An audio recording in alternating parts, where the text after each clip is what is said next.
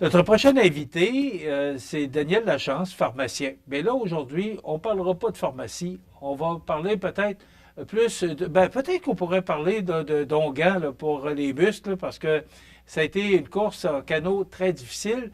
Daniel Lachance, bonjour. Bonjour. Daniel, aujourd'hui, on te reçoit pas pour parler de produits pharmaceutiques ou encore peut-être nous vanter les produits que tu as pris là, pour les muscles endoloris. Mais dimanche, c'était la traditionnelle course en canot du Carnaval de Québec sur le fleuve Saint-Laurent. Et je pense, d'ailleurs, il y avait un article dans le Journal de Québec de mercredi qui parlait que des canoteurs ont vu la mort de près. Est-ce que euh, est-ce que c'était aussi difficile qu'on le dit? Oui, c'est une des courses difficiles que j'ai faites. On se rappelle que ça fait déjà 22 ans que je fais du canot à glace. Donc, c'était ma 22e participation à la course du carnaval. Bon, c'est sûr qu'en 22 ans, de dire que c'était la plus difficile, mais c'était certainement une des plus difficiles. Beaucoup de glace, courant montant avec un léger nordais, donc la glace le long du quai à Québec qui collait là un peu, avec beaucoup de relief. C'était des conditions où les transitions étaient nombreuses. Juste le fait de ils ont pris une décision de faire le parcours sur le sens inverse que l'habitude. En fait, normalement, on le fait dans le sens anti-horaire. Le parcours traditionnel du carnaval, si on part du Bassin-Louise, on va toucher au quai de la Reine ou le traversier à Québec. On traverse ensuite à Lévis pour revenir fermer le triangle au Bassin-Louise. On fait ça 2 ou 3 fois. Cette année, bien, ils ont décidé à cause du montant, de rendre ça plus facile pour la traversée vers Lévis. Donc, évidemment, le quai Paquette à Lévis est un petit peu en montant du Bassin-Louis. Donc, on partait directement vers Lévis pour ensuite revenir toucher au quai de la Reine, donc près du traversier à Québec, et redescendre contre le courant tout le long du quai vers le Bassin-Louis. Euh, Avec un vent d'ouest, c'est à l'eau à Québec. Donc, si ça avait été un vent d'ouest, c'est vrai que ça aurait été plus facile de ce sens-là. Par contre, avec le nordais, la glace colle à Québec. Donc là, on contrait le courant le long du quai, dans les transitions, la glace, l'eau, puis je dirais vers la fin de la course, c'était pratiquement seulement de la glace. Donc, on n'avançait pas. On compte pas le courant dans la glace là, comme dans ces conditions-là, donc on fait du surplace. Des fois même, on recule. Donc, tant qu'il n'y a pas une veine d'eau pour te permettre de te reprendre à la rame, ben, ça peut être long, là. Juste le bout entre le quai de la Reine et le bassin Louise peut être extrêmement long et risqué. Parce que dans le fond, le long des quais, c'est la glace de cisaillement, donc la glace qui s'est montée en chandelle parfois le long des battures. Donc, quand ça se referme, mettons, on a une veine d'eau le long du quai, puis parfois ça va vite là, avec le courant. Là, tu vois la glace s'en venir contre toi, mais c'est une glace qui peut avoir 3 4 pieds de hauteur. Donc, c'est un mur qui s'en vient, qui te serre contre le quai. Puis là, le temps de réaction, puis qu'est-ce que tu prends comme décision est important. Bon, ce qui est arrivé avec l'équipe qui a failli vraiment couler, chavirer, puis ça a coincé, ben, ils se sont fait coincer le long du quai. Le canot a coincé entre la glace et le quai. Les gars m'ont dit que les deux plabards, là, le canot est fermé complètement en deux. Là. Il a déchiré sur le sens de la longueur. Les gars, ils ont failli rester pris. Même les rames ont cassé. En fait, leur canot, ils l'envoient à l'éco-centre. Là. Il est fini, fini, fini. Là. C'est terminé. Puis les gars sont retrouvés sur la glace. Ils ont réussi à sortir, mais pris une jambe en dessous. Il aurait pu... En fait, c'est un miracle vraiment que personne ne se soit retrouvé à l'eau puis que les 5 aient pu rester debout sur la glace à côté de leur canot. Parce que nous-mêmes, on s'est fait surprendre par une glace comme ça.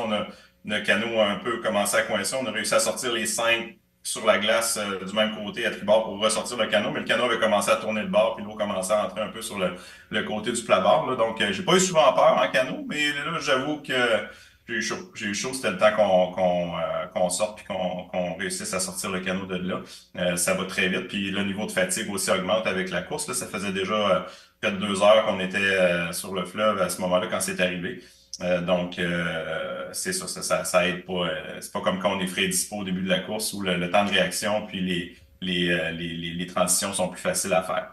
Fait que oui, c'est une course qui a été quand même dangereuse. 22 équipes sur 54 qui n'ont pas réussi à terminer la course, donc qui se sont ramassées avec le courant montant à sortir à la descente Montcalm, là, un petit peu plus haut vers Sillery. qui sont revenus en autobus vers le Vieux-Port de Québec pour revoir leur voiture.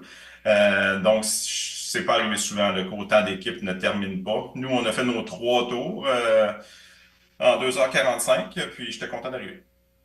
Daniel, est-ce qu'il y avait plus de glace? Parce que tu parles là, de toutes les difficultés que vous avez rencontrées. Là, je ne savais pas que vous autres aussi, vous aviez eu de la difficulté. Est-ce qu'il y avait plus de glace que normalement une course en canot? C'est dans Là, les... tu Oui, parles beaucoup de marée montante, mais est-ce que l'amoncellement de glace aussi n'a pas joué un rôle là-dedans?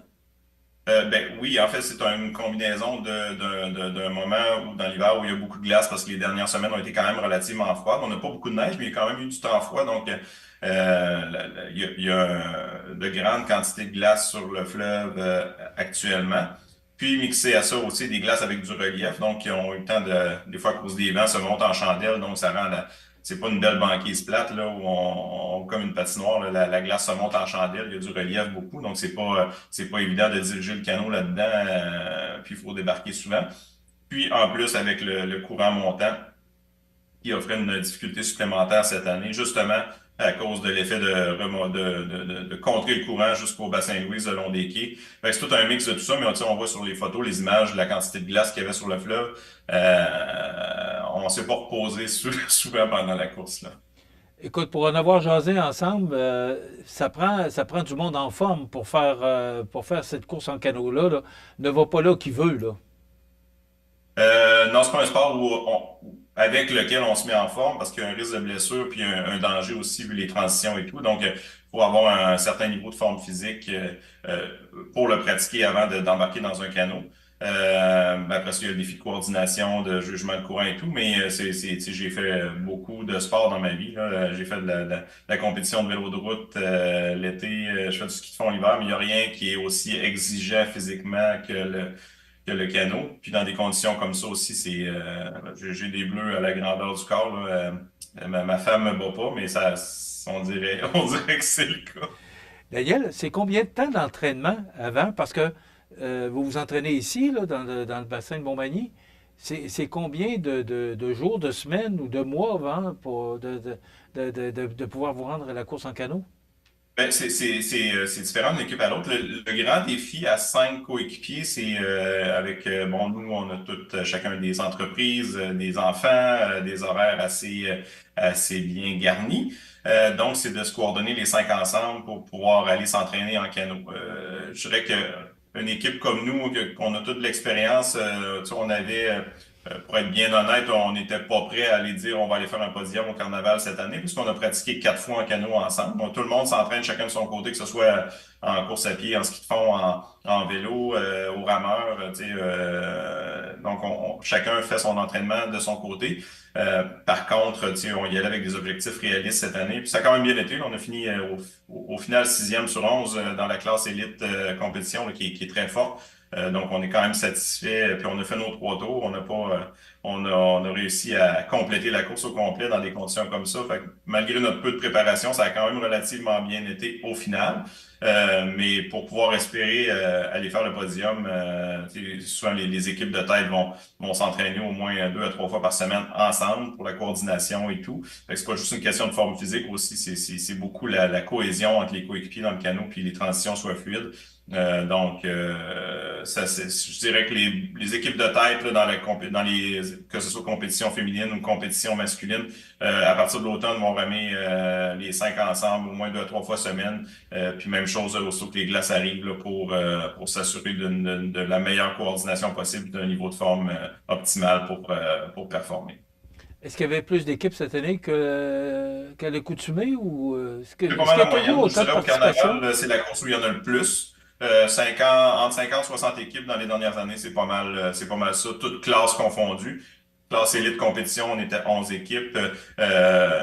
Bon, élite mix, c'est un peu les différentes compétitions expliquées. Élite mix, c'est un mix homme-femme qui sont dans les équipes.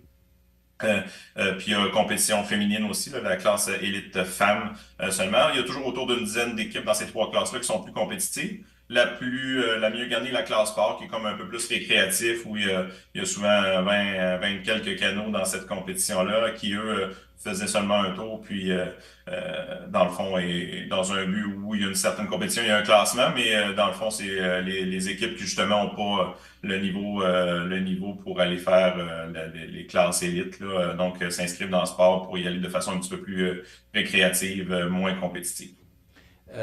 Quand on parle de ces canoteurs-là qui ont vu la mort de près, est-ce qu'il y a des mesures de sécurité intenses ou extrêmes là, pour venir en aide rapidement à ces gens-là? Parce que quelqu'un peut être coincé dans la glace puis sombrer dans l'eau. Est-ce qu'il y a des mesures de sécurité alors que les gens peuvent intervenir rapidement pour venir au secours des canotiers? Ben oui, ça a pris 30 minutes avant que quelqu'un se rende à eux, ce qui, pour moi, puis là, ben, je vais parler avec mon opinion personnelle. Je suis un petit peu prudent. Évidemment, mes frères sont impliqués dans des embarcations de sauvetage qui n'ont pas été sollicités pour la course du carnaval cette année, à ma grande surprise. Puis là, c'est vraiment, je veux pas embarquer leurs opinions ou je veux pas les mettre dans l'eau chaude là-dedans, mais je comprends pas pourquoi il n'y avait pas une UMA sur le circuit qui aurait fait qu'on aurait pu aller les aider beaucoup plus rapidement. Puis les mesures de sécurité, ben, évidemment, il y a la garde côtière, il y a les bateaux de la traverse qui sont là, qui peuvent toujours aider. Mais en fait, d'embarcation de sauvetage, à cette course du carnaval-là, je dois dire que c'était seulement les autres canotiers qui auraient pu leur venir en aide sur le champ, là, parce qu'il n'y avait pas d'embarcation de sauvetage, à ma grande surprise, qui était là pour la course du carnaval cette année. Est-ce que ça te fragilise parce que, dit respectueusement, on prend quelques années, là, parce que tu l'as mentionné, ça fait 22 ans ou tout près de 22 ans que tu fais la course en canot. Est-ce que cette édition-là de cette année, qui a été pour tout le monde, je pense que ce que je comprends, c'est que ça a été difficile pour tout le monde, est-ce que ça te questionne pour l'an prochain? Le questionnement n'est pas en rapport à ça. Moi, le questionnement est toujours le temps qu'on a à y consacrer versus nos objectifs, puis versus le reste. Bon, je suis pharmacien propriétaire, j'ai deux pharmacies, mon emploi du temps est garni. J'ai deux enfants qui font du sport aussi de compétition, donc les week-ends sont aussi... ils font pas non plus nécessairement les mêmes compétitions en même temps. Donc, évidemment, faut les fins de semaine, des fois, il faut se séparer pour suivre les enfants. Euh, Fait que le questionnement est plus en rapport avec le temps famille, pas nécessairement le côté sécurité ou difficulté. Je fais du sport de toute façon. Tu sais, que je fais pas si je fais pas du canot à glace, je vais faire du ski de fond l'hiver, je continue à faire du vélo l'été, je m'entraîne à l'année. C'est un besoin pour moi. Puis évidemment, c'est en ligne avec avec mes opinions aussi, puis bon, ce que je préconise aussi au niveau de la santé. Mais, mais c'est pas l'aspect sécurité. Tu sais, j'ai vu neiger là, en canot, là, j'en ai vu toutes les conditions et tout. Oui, cette année, on a eu une petite trousse. Bon, on la rationalise, on sait ce qui s'est passé, puis évidemment, il y avait des facteurs qui contribuent à ça. L'important, c'est pour bien gérer le risque, il faut connaître le risque, puis on connaît c'est quoi les risques en canot, puis on travaille avec. Donc, je pense que c'est du risque calculé. Ça me fragilise pas à ce niveau-là. Mais à savoir combien d'années il me reste à en faire, ça va dépendre un peu du temps que j'ai puis de l'énergie que j'ai à y consacrer aussi. Parce que je suis pas quelqu'un qui aime y aller juste. Tu sais, oui, on a des objectifs réalistes, mais on aime quand même pas non plus avoir l'air fou. Donc, c'est le jour où je sais que je serais même pas capable de suivre, j'irai plus. Daniel, il y avait aussi Kevin Gagné, tu l'as mentionné tout à l'heure, qui était dans la classe élite. Toi, tu étais dans quelle classe? C'est élite homme. Kevin a couru dans la classe élite mixte. Donc, il était trois gars, deux filles. Ils ont gagné dans leur catégorie. Kevin, la course était moins longue. Il faisait un ou deux tours. Là, je ne veux pas me tromper. Là, j'étais un peu. Donc, il faisait un ou deux tours de moins que nous. Il en faisait deux. Là, je suis pas mal certain dans la classe élite mixte. Puis ça a super bien été. Là. On est super content pour Kevin, ça s'est décidé un peu dernière minute, mais il y avait vraiment des bons coéquipiers. Là, c'est des gens qui étaient tous habitués en canot, mais qu'il n'y avait pas d'équipe officielle, puis ils ont décidé dernière minute de s'en créer une, puis ça a super bien été, vraiment content. Il y a aussi la famille Fortin qui était là dans la classe sport avec, je pense, une toute jeune de leur cousine. Là, c'était sa première course en canot, donc elle y a goûté pour la première. Ça a été un bon baptême. Daniel, Oui, en quelques secondes, j'aimerais ça que tu nommes tes collègues. oui, mais mon frère Dominique, la chance qui est barreur, évidemment, depuis plusieurs années avec nous. François Laverdière, qui est mon coéquipier d'avant du canot, qui dirige avec moi dans la glace. Jean-Philippe Proux, puis Michael Deschamps-Robin, qui sont nos deux moteurs au milieu, qui n'ont pas chômé non plus dans la glace ce week-end. Donc, c'est nos cinq, mais c'est notre équipe, les cinq principaux. On a quelques remplaçants, là, comme Simon Fortin vient remplacer avec nous de temps à autre. Kevin Gagné aussi, il vient s'entraîner. Donc, dans la région, on est toujours un petit peu le même petit groupe, puis on s'amuse ensemble. Daniel Lachance, merci beaucoup d'avoir été avec nous et de nous partager ces moments parce que, bon, les équipes de Montmagny, je pense que c'était de mise qu'on puisse savoir comment ça s'est passé pour vous. Merci d'avoir été avec nous. Ça fait plaisir. Merci à toi.